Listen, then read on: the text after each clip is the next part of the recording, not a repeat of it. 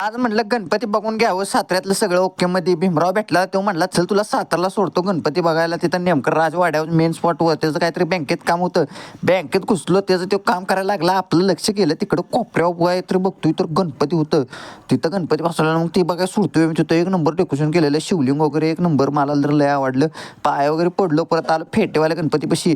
तिथं दर्शन वगैरे घेतलं माथा टेकावला आपण मधनं घुसून काय सुट्टा त्याचा नाही. बरं तिकडं पंचमी गणपतीपाशी आलो तिथं दर्शन घेतलं.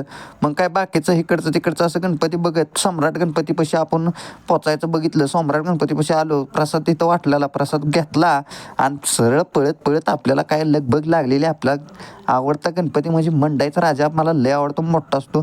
तिथं काय आपण आले मन प्रसन्न झालं. तिथं दर्शन वगैरे घेतलं. इकडं श्रीमंत वगैरे पण बघितलं. ही काय असते ती गणपती मला पण हे भारी आवडते ती गणपती.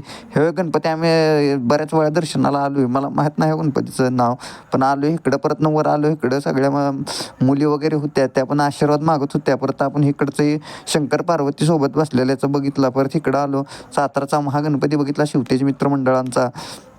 ओके मध्ये रणशूर मंडळ ही आपल्याला आवडलं बरं का. लहानपण असलं क्वालिटी हे आपल्याला मन प्रसन्न झालं माझंही बघून. इकडं परत जाता गोपाळ गणपती बघितला. तिथून पुढं आपण वर आलो. परत म्हटलं आता इथं लय दिवसातनं बसवलेलं इथं या शिवाजी सर्कलपाशी तिथं पण आपण दर्शन घेतलं आणि सरळ आपला आता लिफ्टला हात करून याचं पैसे वाचवायचं 10 रुपयाचं घेतलं चिप्स खायला. खात टाइमपास करत करत आपण हात करायला निघालो.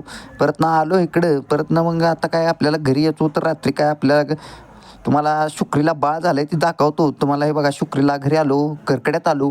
शुक्रीला बाळ झालं आहे. हिचं नाव आपण गौराई ठेवलं आहे कारण की गौरी विसर्जनाच्या वेळेस झालेलं. गौराई रेडी झालेली आहे. कसा एक नंबर क्यूट आहे. माझ्या जवळ बिवळीला लागलं. संध्याकाळी आलो महाप्रसाद आला. महाप्रसाद खाल्ला. इथं आमचा गणाधीश यो राजा आहे गोजेगावचा गणेश मंडळाचा. तिथं एक नंबर. परत आमच्या घरची आरती सोबत रंजन की न पुरे